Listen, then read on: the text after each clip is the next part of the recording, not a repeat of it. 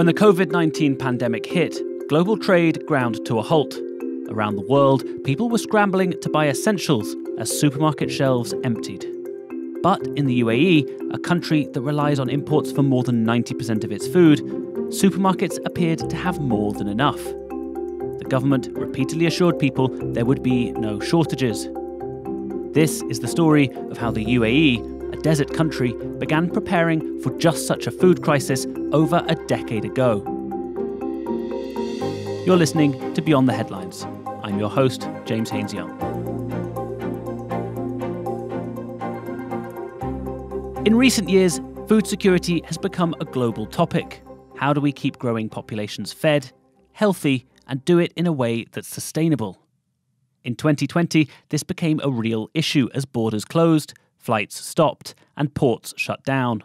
And in countries like the UAE that are heavily reliant on imports, they had to find new ways to ensure supplies. Maximo Torero Cullen, the chief economist at the Food and Agriculture Organization at the UN, explains how the pandemic made a global problem into a crisis. This is in a world where we already had 690 million people undernourished. We already had 2 billion people that didn't have access to regular food, and 3 billion people that couldn't have access to healthy diets. And when there was the first lockdowns, we faced significant challenges in terms of mobility of goods, mobility of labor force to do the harvest, for example, and also some effects in terms of sectors that had to close, like the meat industry, for example. Several of the meat plants were closed. These effects were bigger in the high-value commodities. These are fruits, fresh vegetables, meats, milk. One of the other challenges which really affected the staples at the beginning was that 22 countries put export restrictions. So this is an issue that has hit countries around the world, but the UAE has long thought about how to ensure that it has enough to eat. Good relations with major food exporters has long been central to foreign policy. Affordability is also not a problem for the UAE. But room to grow food is. Much of the country is deserts, and fresh water is scarce. Because of this, it has one of the most comprehensive food security plans in the world.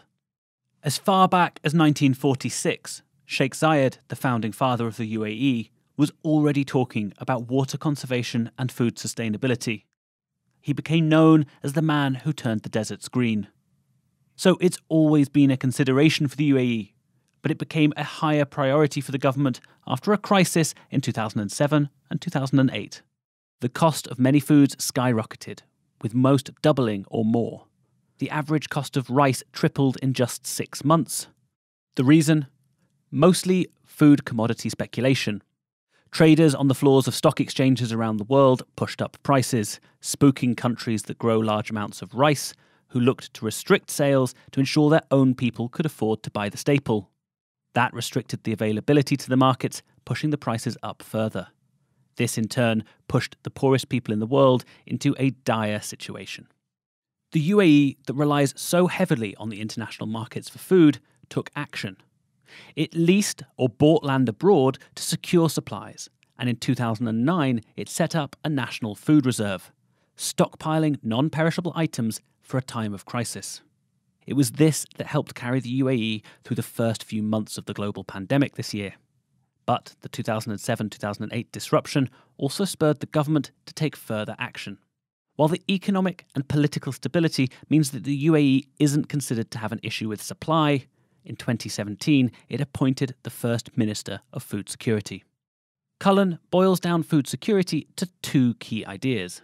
We need to find ways in which we increase resilience, but not resilience at the household level or at the farmer level, but resilience at the system level, at the food system level. And what means increasing resilience? It has 2 elements. One is to minimize risks. That is, to be able to minimize vulnerabilities. And the second element is to cope with risk when they occur, and that's capabilities. So we need to find ways to provide early warning systems. We need to find ways to give more information so that the system can minimize the potential risk, but also we need to provide the capabilities so that they can cope better with the risk when it happens. A year later, the government outlined what it sees as the problems for food security. Water shortages were listed, but so too was climate change and regional instability. Importing food is expensive, and that means subsidising goods to keep it affordable. Although the UAE is diversifying its economy, the country is still heavily reliant on fossil fuels, making it also vulnerable to fluctuations in the price of oil. So the UAE has a long-term plan: self-sufficiency. In recent years, the UAE has heavily invested in both innovative farming and agriculture businesses that can adapt to the harsh environments of the country's deserts. In April 2020, Abu Dhabi invested $100 million in 4 promising agritech companies. Kyle Wagner is the head of operations at one of those companies, the Abu Dhabi-based Madar Farms. So, what's so special about Madar Farms? Well, they grow their crops vertically, in layers one above the other, in controlled environments to maximise plant yield. There's no sunlight, and the whole farm is indoors. And the biggest challenges for the UAE, the scarcity of water and of nutrient-rich soil, are tackled effectively. We are looking at taking plants out of the soil, out of the ground, and out of the harsh natural conditions here and bring them into an indoor protected environment. And when we do so, one of the first things we do is we take the plants out of the dirt and we provide for them what we call a hydroponic substrate. In simple terms, this is made from rock fiber or discarded coconut shells, for example, or peat moss. And it's just simply a place for the plant's roots to bed in and hold themselves in place as we provide the nutrients to those plants. So we take away the whole issue of having poor soil here and we eliminate it. And in doing so, we get to have a great benefit in terms of water scarcity and better water utilization.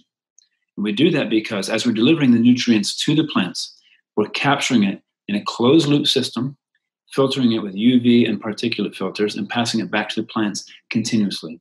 So in doing so, not only do we have no water going to the drains, but we're minimizing any unnecessary or unintended runoff, which is a major problem in field farming. Currently, we are still very small scale, but that's all about to change very, very soon. We operate at the moment 4 small container farms in an R&D facility located in partnership with Madar City here in Abu Dhabi. We are building our first commercial scale indoor tomato farm, which we announced earlier this year. That indoor tomato farm will set a number of firsts, not just for the region, but globally, and setting a new high watermark for the industry in terms of technological innovation. One of the primary things we're doing there, which nobody's done before at this scale, which is growing tomatoes in a fully enclosed environment in the absence of sunlight using 100% LEDs. And in doing so, we have a number of innovative technologies there on air purification, water recycling. A huge focus on hygiene has been a major design factor for the farm from the beginning. And we think that's a trend we're going to keep seeing in the industry, is moving crops into more of a protected environment where you're eliminating risks from bacteria and, as we all know, from viruses as well. So not only are we going to provide a more safe and hygienic work environment for our humans inside, but also for the plants themselves. Plant disease is actually one of the major threats that all growers globally have to face. And unfortunately, that's an increasing threat through increased travel, through increased pandemics, as we're all seeing now, for example.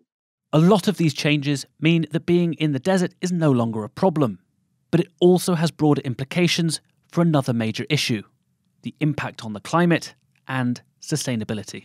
We have to ask ourselves, what does sustainability mean?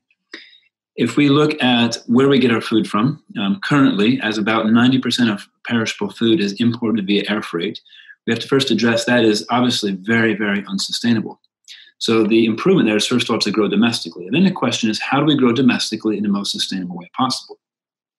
Growing in a greenhouse, for example, still uses a tremendous amount of water, anywhere between 40 to 50% more than growing in a completely enclosed environment, which is what we use in Madar Farms. So when we talk about sustainability in the UAE, we have to ask ourselves, what are the inputs? The main inputs for indoor farming, and again, that can be in a greenhouse or an indoor in a vertical environment, one of the main inputs there is actually electricity. We often get asked the question, okay, we understand that indoor farms use a lot of electricity. How sustainable is that? Well, the sustainability question around electricity comes back to where did that electricity come from? How is it generated? Today in the UAE, the vast majority of electricity is still generated through burning fossil fuels. However, we are in a rapid transition. We have the new nuclear power facility opening up very soon. It's already online. We have a number of solar panel projects and maybe potentially wind turbine projects coming in the future. So our industry as a whole becomes more sustainable simply by being plugged into a grid, which at the national level is becoming more renewable as each year passes. It's not just the glut of new firms in the UAE that are looking at new techniques, but around the world, people are trialling new methods to overcome challenges in farming. One of these is cellular agriculture. Another is hydrogels, using a high nutrient gel with very little water to grow crops. Kyle tells us more. So hydrogels is an interesting technology. There is a farm in Al Ain, I believe it's called Mebbi Farm, and they are using this in a small scale as a proof of concept facility. What we see broadly in the agtech space globally is there's a number of innovative technologies, many of which are just now making that critical transition from the R&D laboratories and from academia into, let's call it, the real world. And the commercial viability is still unproven as of yet. That's one of many technologies that we're aware of and keeping a very close eye on. And I think that the winners will emerge, will be the ones who are able to quickly adopt these new technologies as they prove commercially viable. And that's a key part of what we do here, and that's why we're partnered with Madar here in Abu Dhabi. Even at a small scale, we can quickly validate some of these claims about new technology and innovations. Nicole Rogers is the founder and CEO of Agripocity, a UAE-based company that connects farmers directly to international marketplaces. She says that the UAE is becoming a global agritech leader. For the domestic production, I think there's a great opportunity to look at super high tech and new ways of growing.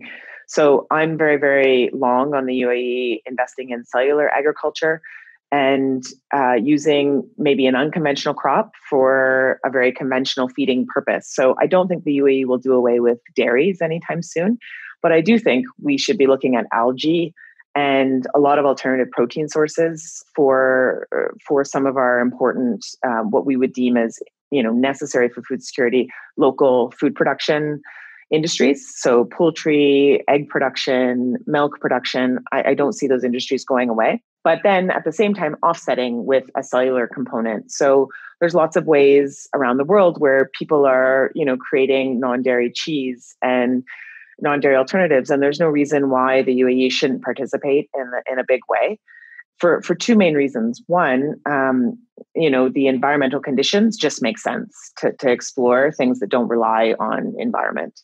And two, these are really cash intense businesses in ag tech and food tech.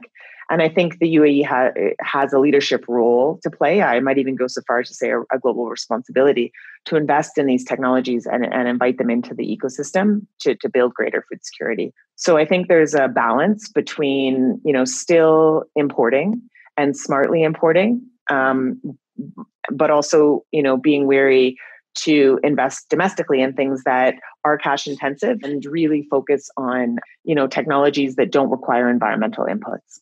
The UAE is building a reputation for innovation in food security. This has been fueled by the stark reality of its desert climate. Although the sands of the UAE are far from fertile, Kyle sees that this could one day be overcome. We do see there's actually a risk of overshooting what is currently a deficit and ending up with a surplus situation. It's not necessarily a bad problem to have, because then we could actually be talking about the UAE becoming a net exporter of food in the coming years for the first time ever. You've been listening to Beyond the Headlines. I've been your host, James Haynes-Young. Thanks this week to my guests, Maximo Torero Cullen, Nicole Rogers, and Kyle Wagner. If you've enjoyed this episode, please subscribe, and we'd really appreciate it if you could leave us a review. This week's episode was produced by Arthur Edison and Aisha Khan.